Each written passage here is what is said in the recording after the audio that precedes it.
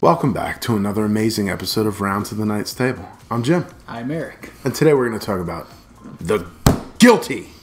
As charged. Netflix Until movie. Innocent. Proven. Starring Jake Gyllenhaal of Bubble Boy fame. Bubble Boy. Antoine Fuqua directed. Training Day, which would answer why Ethan Hawke is in this. Did you see the names at the end? I did. Paul Dano. Book 'em down. Bill Burr. I heard that voice and recognized it.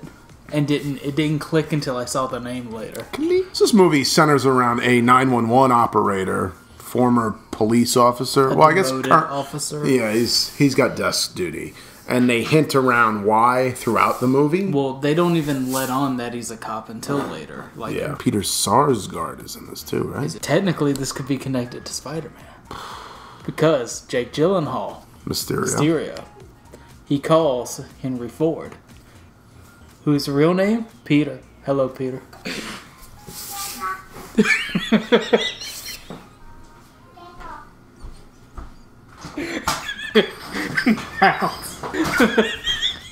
They'll walk up. So he gets a call from a woman, and he thinks that maybe she's drunk, but it turns out that she's been abducted. All right, and so he, starts to... Man, that was great tension with that phone call. Because could you imagine being in that situation? Yes or no answers only, please. Yes or no answers. No, Emily? This movie really just takes place in that station. For the most part. For the most part, because there is... booth, station, room, building. And how, they're all in that room together. No divider? They're all just open like that? Man, I couldn't. Manny's over there chatting it up. Like, come on.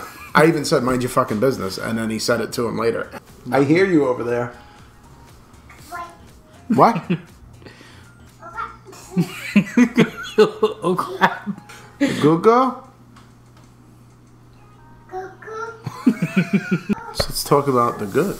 Let's talk about it. For this movie being centralized around one location like that, not like Signs, you kind of get like a bigger atmosphere. This is a little claustrophobic. This one room, this one desk, and kind of another desk later.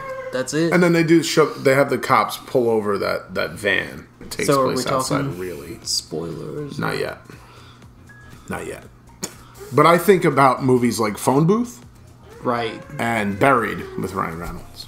I mean, hell, Jake Gyllenhaal really just put this movie on his back and went from there. He was the movie, essentially. I thought there was some good tension, with those phone calls. They kept the mystery about why he was working desk duty pretty good, and they gave you little pieces here and there.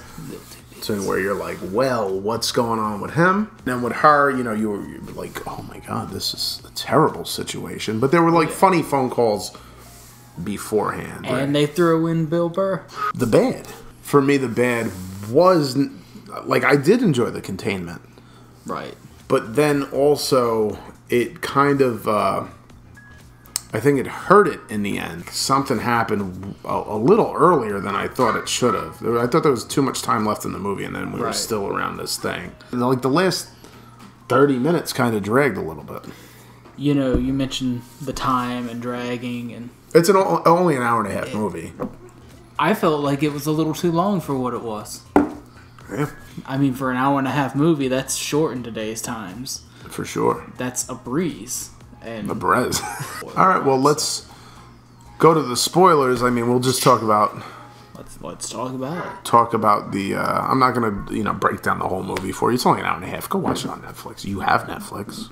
Everyone does now, or you've got someone's password. Go watch Squid Game. I thought Jake Gyllenhaal bared his soul. Oh yeah, he's definitely he's an underrated actor. I think people just hate on him. They've been hating on him ever since Donnie Darko. He shows a lot of emotion later on, other than just anger. When he's on the phone with his partner at the end, talking about tell them the truth tomorrow. I thought he was going to get killed. Later. I thought Rick was going to get killed by that dog. Oh, and then he wouldn't have a witness. Then he wouldn't have a witness to his case. Yeah. And I was like, well. I thought Rick was gonna shoot the wrong person. I think I more didn't like by the end how contained it was.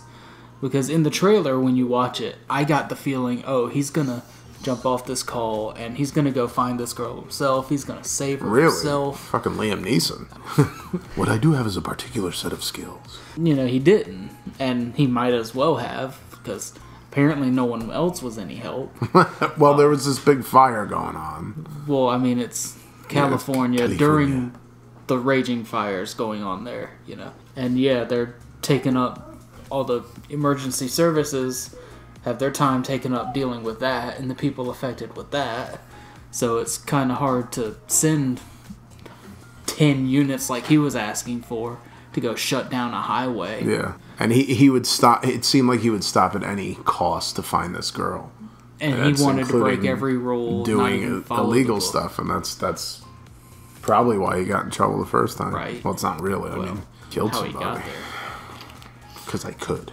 In the beginning, you mentioned they pull over the van, and you kind of get like that red shaded kind of view of what's going on. Yeah. Like he's seeing it in his head. Yeah, it's not like necessarily a clear shot. Yeah, he's like hearing what's going on through the radio or the phone or whatever. It's almost like he's visualizing it, and it's not really there. That's he's a good point. He's like internally visualizing it. And you get that another time later on a little bit. I wish they would have done that more throughout the movie. I see. And the time would have been fine with me if they would have spent it doing more things like that. I think that they did that to show you how helpless you can really be in that situation. But I mean, I understand what you're saying as far as him like visualizing. That's an interesting take for sure. They did what I thought they were going to do, but I thought they did it too early because there was still like 30 minutes left in the movie. And kind of revealed what actually happened. And then he has to tell... Then he kind of tells what happened, why he's got to go to court tomorrow. And like he's... You know, why he's no longer a cop. The big reveal. Really. And he has this kind of epiphany that he has to turn him... Or he has to plead guilty, and he does, to save someone else. Yeah. To get rid of the guilt inside himself. To get rid of the snakes. I was thinking by the end of it that... Is he going to have the heart attack already? Is this it? Is he finally going to have that heart attack they've been teasing the whole time? Overall, it was just kind of wasted opportunities throughout the whole movie and wasted time. And speaking of time... Here we go. He checked his phone a lot. Yeah. And it shows the time on there. How did time fly that quick? It's Hollywood, bro. I don't care that it's Hollywood. It can be Bollywood. I don't care. It's either going to go really fast or really slow. It just depends on the situation. It didn't leave him. It ain't 24. 24 hours didn't pass, but it sure felt like it. You got anything else? Or are you ready to score? Let's go ahead and score. This movie was okay. He's been in a bad mood all week, so... I'll give it a 5.8. 5.8. It was okay. Oof. See, I enjoyed this movie. I thought it was pretty good. It did not quite live up to the expectation, but I wasn't disappointed. And the big reveals and stuff like that, and the little bits that they fed you that kept you interested, I dug it. I don't know, they fell flat for me. And then he didn't even call Henry at the end to let him know that the baby was okay. Yeah. 8.0 out of 10. No one asked you, Alexa. No one asked you. Mind your business. If you saw The Guilty, I don't know what you thought. Did you like it? Did you give it? Did you give it his score of a 5.8? Did you give it his score of an 8? I enjoyed it. Whatever. Hit that like, hit that subscribe. We'll check you out next time. Only on Rounds at the Night's Table.